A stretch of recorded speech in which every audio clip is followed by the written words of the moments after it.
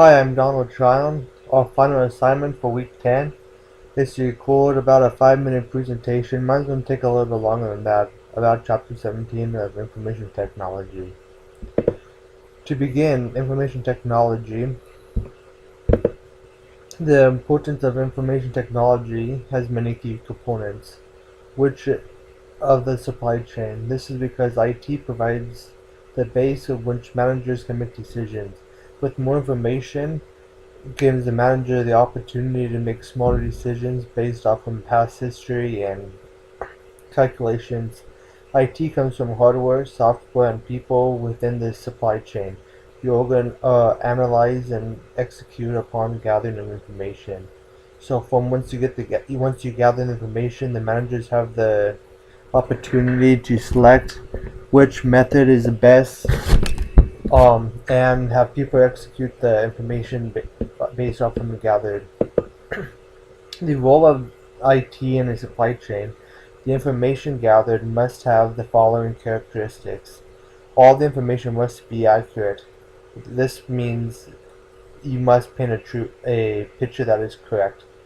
With the true picture, you can actually make your estimates and your calculations more accurate, which actually plays a stronger role. The information must be accessed in a timely manner, meaning everything should be updated properly with and try to get everything to be real time, which would allow the managers to make real time decisions rather than decisions based off from information, say, about 2 weeks ago. The information must be the right kind.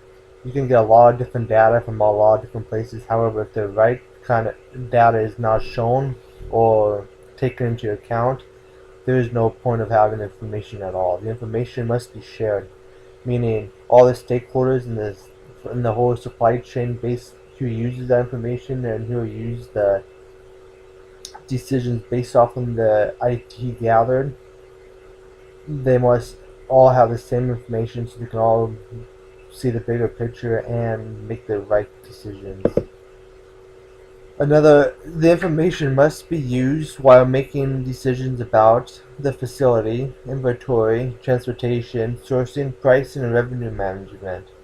All the information gathered, you can make smart decisions based on whether you need a new facility or if you use up your life cycle of the facility, whether you need more safety stock for the inventory, or if you have too much inventory or inventory is not moving, as well as is it cost effective for transportation and the lead time and for shipping product to customer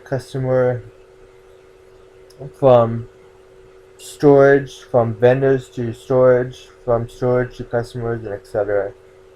The pricing and revenue, you really don't know if the pricing is correct and whether your revenue can go increase or decrease if you aren't making smart decisions based off from the gathered information, customer reports, product selling, and such.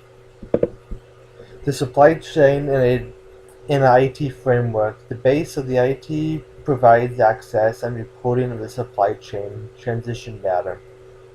Advanced systems and layers of levels of analytics that uses tra- transaction data to proactively improve supply chain performance. So there are several different layers of the IT. There's the gathering, there's the execution, there's the collection, there is surveys, and all these layers must work together in order to get the transaction of the data to be proper according to what the company needs, what the manager needs, and what the industry needs. The supply chain in the IT framework, there are several macro processes that are common in IT framework. The first one is a customer relationship management. This process takes place between the enterprise and its consumer downstream in the supply chain. Marketing, sales, order management, call and service center. Essentially, the CRM, the customer relation management, is exactly what it says. It's the process between the enterprise and its customers. The next macro process is the ISCM, which is Internal Supply Chain Management. There must be a strong integration between both the CRM and the ISM. This is for strategic planning, demand planning, fulfillment, and field service. The reason why there needs to be a strong integration is because in order for the internal supply chain management to corporate what the CRM needs, it'll need to have close ties with knowing what the consumer needs as well as how the lead time within the enterprise. So these work hand in hand, especially since a lot of times it's a pull network, meaning the customer requests something and it's interacted throughout the supply chain. Another the last process, macro process, is the SRM, Supply Relationship Management. Essentially, this is a supplier to the supply chain, and then if we go from the supply chain, the ISCM to the CRM. There is a national fit between the ICM and the SRM. It's design collaboration, source, negotiate, buy, and sell collaboration. Like I said, this is the supplier essentially to the supply chain, and then from the supply chain we get the CRM, which is actually the consumer. And there needs to be a tight knit, so the supply chain has all the items or the necessary, items to support the supply chain, and this is the reason why they need to work hand in hand. Because if the supply chain does not have the resources from the supplier, then the customer will have delayed times or maybe not even get the product. The transaction and management foundation. In the past, the early ERM systems are mainly focused on the transaction management and process automation. However, the current focus is on improving decision making and the three microprocesses. Originally, everything was based off see if we can automate the process. If the computers can do it, it'll be a lot more efficient. We won't have to have all the false information, or it can automatically request or restock or re-fulfill orders. That is still important. However, they figured out that the main focus is improving each one of these three items, the relationship between the supplier, the supply chain as a whole, and the supplier to the supply chain. And if we increase each one of those three macro processes, it will allow us to have a more sufficient and efficient and more reactive supply chain. So essentially, it's the the ERP systems is looking at the whole thing in one spot. The new ways to improve the three sections. Essentially, they broke down the ERP systems into three ideal systems to make it more responsive. The future of the IT and the supply chain. There's three supply chain macro processes that will continue to drive the evolution of enterprise of the software. The three of the important trends are the growth in software as a service, SaaS, increased availability of real-time data, increase the use of mobile technology. The enterprise software, there's several different ones. There's Oracle, there's SAP, and they're all essentially database companies that help you analyze whether it's financing or supply chain or demand, and their main focus is to prove the real-time data, meaning you can get the live data, so all the managers will want to know the live data in real time so they can make real-time decisions. This was part of the first few slides, is to get accurate real-time data, and this is a process in order to get real access data. The risk and management in IT, there's several risk and management implementation to new systems. A lot of times old businesses that do not have a lot of money cannot upgrade into the new IT world with a license for Oracle or SAP or other database software. or sometimes the computers cannot support the new hardware for the IT that is needed. So the integration process could be difficult.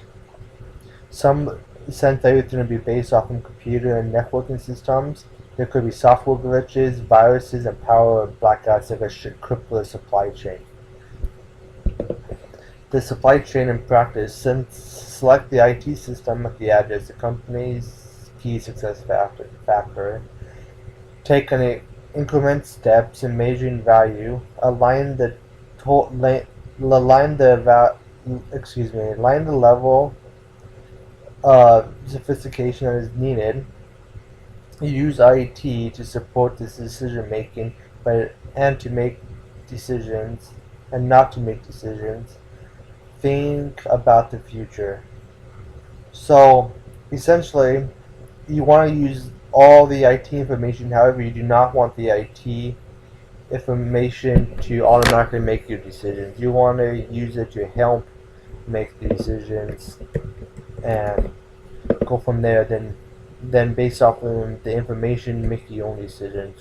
See what the trend is, because in the IT, there's no way computer software can predict the future with all the information that the manager may know. But it is important to take all the data, and especially since they're live and accurate, and see the bigger picture of things and make the decisions from there. And back to this slide again, and you cannot do it overnight. It is going to take time, months, years, in order to implement a good practice in the IT information technology. So my discussion question that I picked for this chapter 17 was, why is the supply chain management software dominated by the ERP players like SAP and Oracle? I work for Union Pacific. We use both the SAP and Oracle database systems to get live and accurate data and see the bigger picture, whether we are tracking financing or product or movement, rate, etc. The main reason for this is because that they have shown the reason for those ER players is because they are flexible. They meaning they are successful for small businesses and can be expanded for larger businesses. And they also have shown to upper management saying these are effective to have live and accurate data. And SAP and Oracle are the two main ones that have shown their usefulness and the responsiveness of this increase in the supply chain based off on live and accurate data. The information came from Supply Chain Management, Planning, Operation, and 5th edition. Thank you, and have a great summer.